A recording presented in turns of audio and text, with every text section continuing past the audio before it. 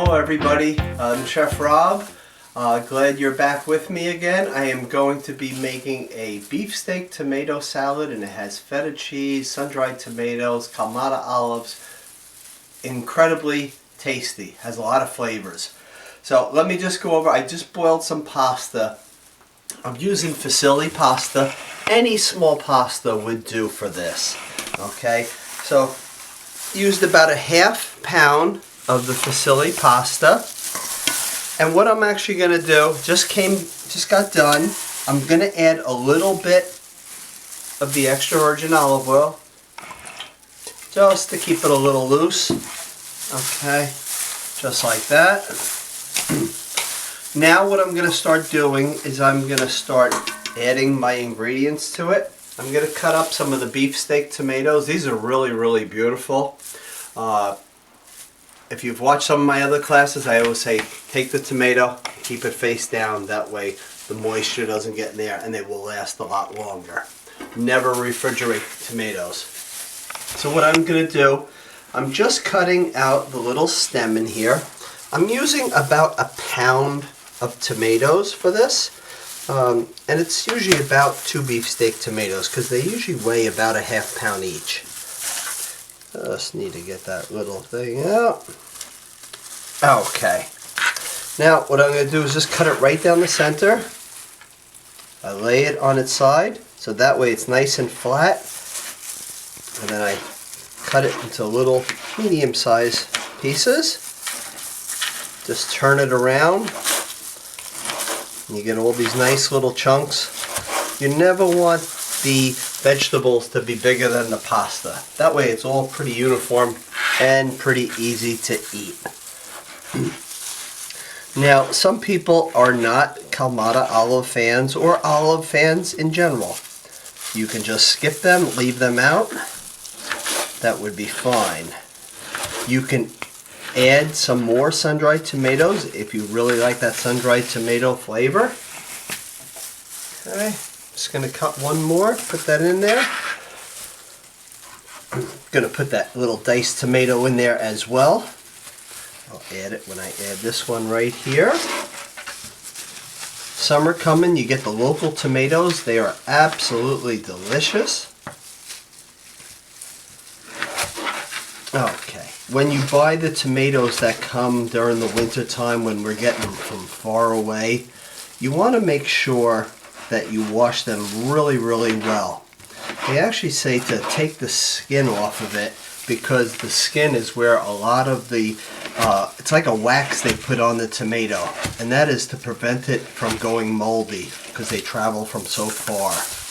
So just keep that in mind when you're making sure you wash them really well. Okay, so we got the tomatoes and the pasta in there. I'm going to add about 3/4 of a cup of the Kalamata olives. I personally like the Kalamata olives. If you just like the plain black ones, or if you like the green with the pimento in there, that's just fine. Okay, this is just about 3/4 of a cup. With salads, what is really good, if you like something, you put a little extra of it in there. It's not like baking. So I'm giving this a rough chop, but I want to make sure I get them all.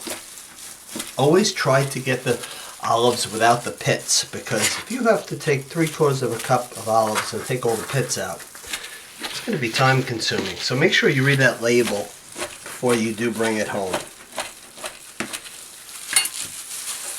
Okay, I'm going to put these olives in here. I'm going to take about 6 of the sun-dried tomatoes. 6 of them just like this. They are drained already, and I am going to give it a rough chop, but I want to cut it small enough so it kind of goes throughout the salad. Again, just like the tomato, I just turn it around and now I get small little pieces out of it.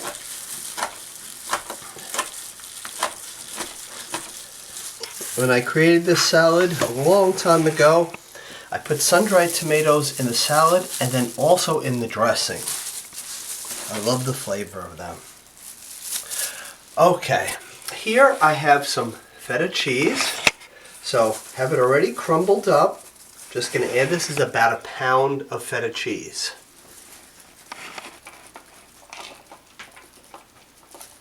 If you have a little fresh basil on hand, by all means put it in. It will taste good. So now to make our very tasty dressing, everything goes in the Cuisinart just like this. Okay, if you want to put it in the blender, you can. Just make sure you put all the liquid ingredients at the bottom if you're doing a blender. That way it doesn't kind of fight the motor. Okay, so I'm using about 1 cup of the fresh parsley, already chopped up. Just putting that in there. I'm using 1 clove of garlic. Just gonna take this, just cut it into little pieces. And now the processor will actually be able to kind of blend it up really, really well. Okay, I'm going to put in some black pepper. It's about 3/4 of a teaspoon. And now about 1 teaspoon of the kosher salt. Sprinkle that in there.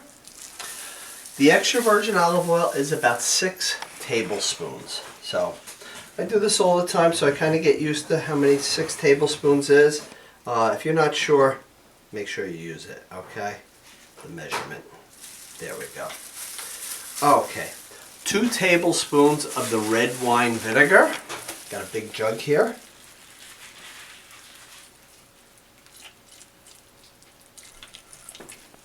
Okay. I'm putting in again the sun-dried tomatoes. The sun-dried tomatoes, I'm putting in about 5 of them. Again, this is going to throw off a lot of flavor. Capers. Capers, again, when they're very salty, so always rinse them off really well, okay, because they've either been in some salt water or they've been brined, okay.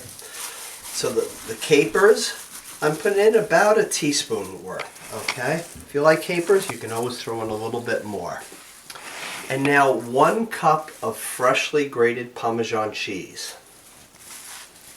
So this is a little bit more than 1 cup, so I'm just going to leave a little bit out. Okay, that's perfect. I believe we have all our ingredients. Let's put it in the processor. I'm just going to pulse this a couple times. It'll actually remind you like of a pesto sauce, the way it looks, okay, with the parsley and the olive oil and the garlic. See how thick that is? Okay, don't be afraid that, oh, I didn't put enough something in there. You did. It's just very thick, very concentrated, but it will give you a lot of flavor. So I want to be careful. I don't want to put too much in because I don't want it to be too strong in flavor. So what I'm going to do right now, either with a spoon or if you have gloves, just mix this up really well. If you like it a little lighter with a little dressing to it, just add a splash of the red wine vinegar and a little bit of the extra virgin olive oil. Okay. This is looking good. Just going to put just a little sprinkling parsley. And now I also have, this isn't on the recipe, this is just an idea if you want to do it. I have some fresh shavings of Parmesan cheese. If you're having company, always looks really pretty. Everybody likes to taste these. Okay.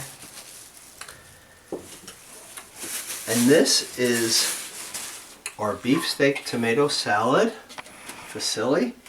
When you're doing the fusilli, right when I started doing this, it was 12 minutes that I boiled it. Okay, cool it off right away. When you're ready to put the salad together, add all your ingredients, and now you want this to go right in the refrigerator because you don't want it to go bad. It'll last about 3 days. So thank you for always watching my videos. I hope everybody's well out there, and have a great day.